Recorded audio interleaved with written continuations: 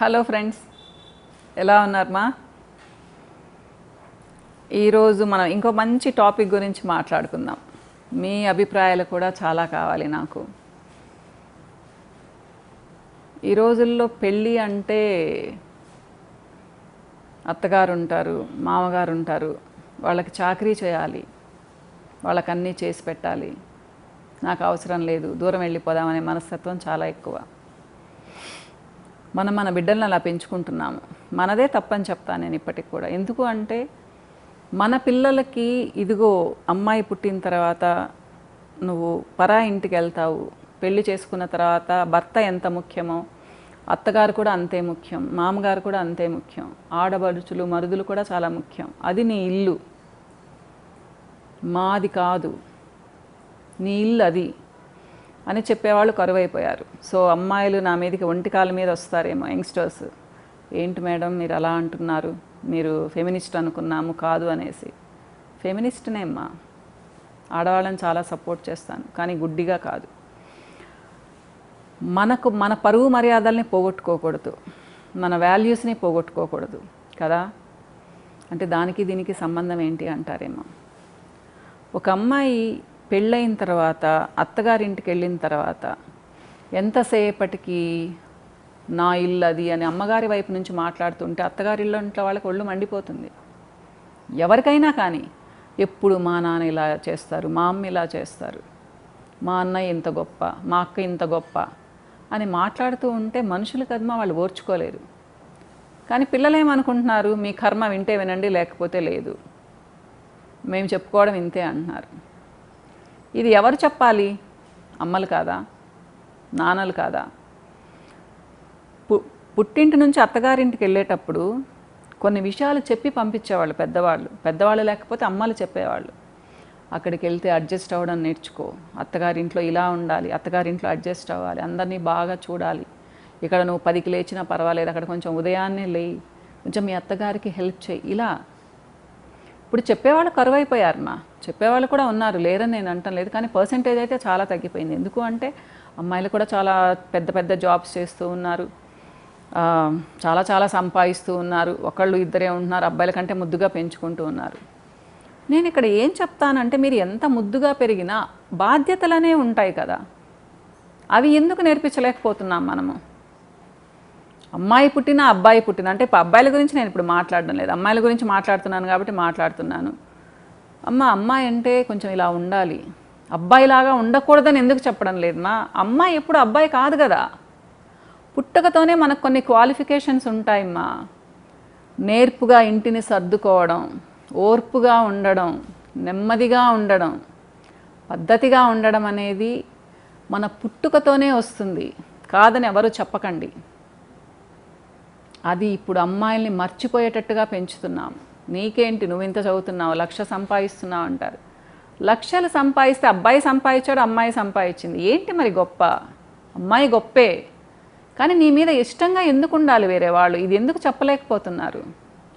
Plus పెళ్ళి కావాలి అంటే నువ్వు అబ్బాయిలాగే ఉండు అంటారు. ఇద్దరు ఒకేలా ఉంటే ఎలా అడ్జస్ట్ అవుతారు నేను అమ్మాయిలంటే ఉదయం లేచి అత్తగారులకు సేవ చేయండి, అది చేయండి, ఇది చేయండి అని చెప్పడం లేదు. కనీసం మర్యాద కూడా ఎందుకు ఇవ్వలేకపోతున్నారు? ఇక్కడ ఒక చిన్న ఇది చెప్తాను జాబ్ చేస్తూ ఉన్నారంటే చాలామంది అమ్మాయిల కోపం వస్తూ ఉంటుంది నా మాటలు వింటూ ఉంటే. ఇది ఒక్కటి ఆలోచించండి.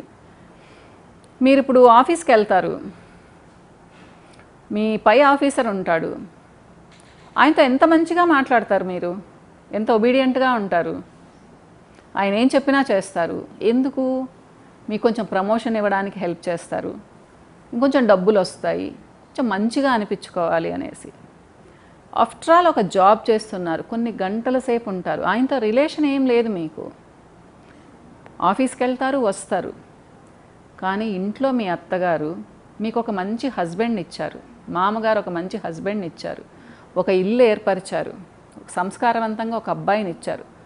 మా వాళ్ళు లేరు అనకండి, అలాంటి వాళ్ళ గురించి నేను మాట్లాడడం లేదు, మంచిగా ఉండే అబ్బాయిల గురించే చెప్తున్నాను. సో మీకు ఇంట్లో హెల్ప్ చేస్తూ ఉన్నారు, మీరు ఇంటికి రాగానే మీ ఇల్లంతా చూసుకుంటూ ఉన్నారు. ఇన్ని సర్వీసెస్ చేసే అత్తగారికి మీరు కనీస మర్యాద ఎందుకు ఇవ్వలేకపోతున్నారు? ఆలోచించండి మా అమ్మాయిలు. డబ్బులు సంపాదించడమే గొప్పనా? ఏమన్నా కూరగాయలు అమ్మేవాళ్ళు వాళ్ళు వీళ్ళు బోల్డంతమంది సంపాదించుకుంటున్నారు. ఈ మధ్య ఒకళ్ళు వచ్చారు, మేడం మేము హోల్సేల్లో వెజిటబుల్స్ ఆకుకూరలు అమ్ముతూ ఉంటామని. వరుసగా 2-3 వచ్చారు ఇలాంటి వాళ్ళు. అట్లా భలే వస్తారు మా యాక్సిడెంటల్గా నాకు క్లయింట్స్. సో వాళ్ళు మాకెంతైనా పర్వాలేదు మేడం ప్రోడక్ట్స్ రాసివ్వంటే నేను హెసిటేట్ చేస్తాను.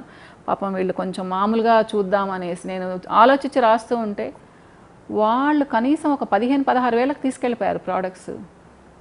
సో వాళ్ళు అడిగినప్పుడు ఏం చేస్తారమ్మా అంటే వెజిటబుల్స్ మేడం అన్నారనమాట. అంటే నాకు తెలియదు నిజంగా ఆ బిజినెస్ గురించి తెలీదు. రోజుకి 1.5 లక్ష టర్న్ ఓవర్ అంటమ్మా వాళ్ళకి. వాళ్ళది జాయింట్ ఫ్యామిలీ, 15 మంది ఉంటారంట వాళ్ళు. కానీ ఎవరి సంపాదన వాళ్ళది, ఒకటే ఫ్యామిలీ, వంట ఒకటే దగ్గర పెట్టుకుంటారు. వాళ్ళు అలా డివైడ్ చేసుకున్నారనమాట. నాకు భలే ముచ్చటేసింది.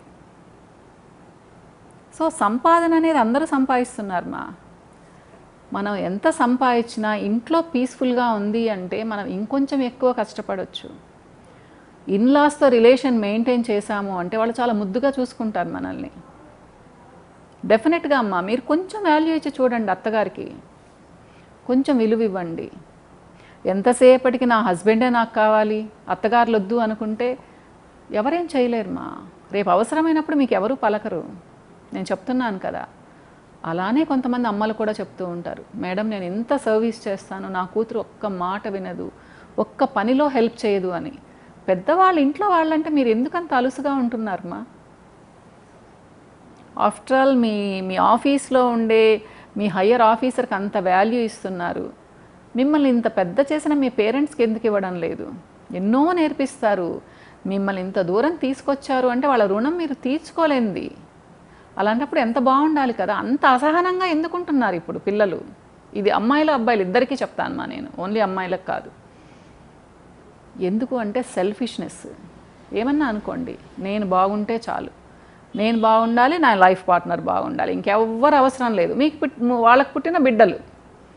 మరి మీ పేరెంట్స్ అలా కాదమ్మా, మీ అమ్మా నాన్నలు అలా కాదా, మీ హస్బెండ్ అమ్మా నాన్నలు అలా కాదా, వాళ్ళే ప్రపంచంగా లేరా?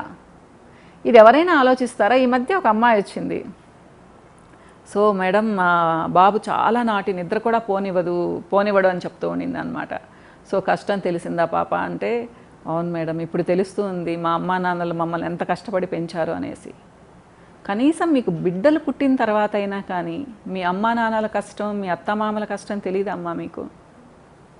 వాళ్ళతో సరిగ్గా ఉండాలని అనిపించదా? ఎవరికైనా, అబ్బాయిలకైనా కానీ. కొంతమంది అబ్బాయిలకి వాళ్ళ అత్తగారు మామగారు అంటే చాలా చులకన. ఈ విషయం ఇంకొకసారి మాట్లాడుకుందాం. అసలు వాళ్ళని మనుషుల్లా కూడా చూడరు. ఇది చాలా తప్పుమ్మా. అది కూడా అమ్మా నాన్నలు తప్పే. మీ అబ్బాయి అయితే మాత్రం ఏంటి మా కొమ్ములు వచ్చాయి అబ్బాయిలకి? అత్తగారితో మామగారితో బాగుండాలి కదా. సో ఇది ఈ మధ్య నేను కొంచెం ఫ్రీక్వెంట్గా విన్నాను అందుకని ఈ టాపిక్ మాట్లాడుతున్నాను. ఎందుకు అంటే పడి ఆఫీస్లో ఒక 10,000 ఎక్స్ట్రా కోసం అంత ఎక్కువ కష్టపడతారు. నువ్వు మంచి వర్కర్వి అనే దానికి కష్టపడతారు. మరి ఇంట్లో పెద్దవాళ్ళతో ఉండడానికి ఏంటిమ్మా మీకు ప్రాబ్లం? వాళ్ళు మీకు ఎంత హెల్ప్ చేస్తారు, మీరే ప్రాణంగా ఉంటారు కదా. అలాంటప్పుడు ఎంత బాగుండాలి చెప్పండి. ఆలోచించండి మా యంగ్స్టర్స్. ఎప్పుడు మన ఇంట్లో రిలేషన్స్ బాగున్నాయంటే ప్రశాంతంగా ఉంటామ్మా. మీరు వెళ్ళేటప్పటికి మీ బిడ్డల్ని చూస్తారు, ఇంట్లో వంటలు చేసి పెడతారు. ఇవన్నీ మీకుండే అడ్వాంటేజెస్. సో పెద్దవాళ్ళతో బాగుండండి మీరు కూడా మనశ్శాంతిగా ఉంటారు. అవసరమైనప్పుడు పరిగెత్తుకుంటూ వస్తారు నిజంగా. సో కొంచెం ఎమోషనల్గా మాట్లాడాను కదా. అంటే నేను మాట్లాడిన దాంట్లో పొరపాటు నాకేం కనిపించలేదు. ఒకవేళ మీకు ఉంది అంటే కామెంట్స్లో పెట్టండి. పిల్లలు మా బాధ్యతలు మర్చిపోతున్నారు ఓన్లీ డబ్బులు సంపాదించడం మాత్రమే గొప్ప అనుకుంటున్నారు. అలా కాదు అని చెప్దాం మా పిల్లలకి. ఎంత డబ్బులున్నా కానీ ఫ్యామిలీ రిలేషన్స్ చాలా ఇంపార్టెంట్ అది చెప్దాము. ఓకేనా? ఇంకా వీడియోలో మళ్ళీ కలుస్తాను బాయ్.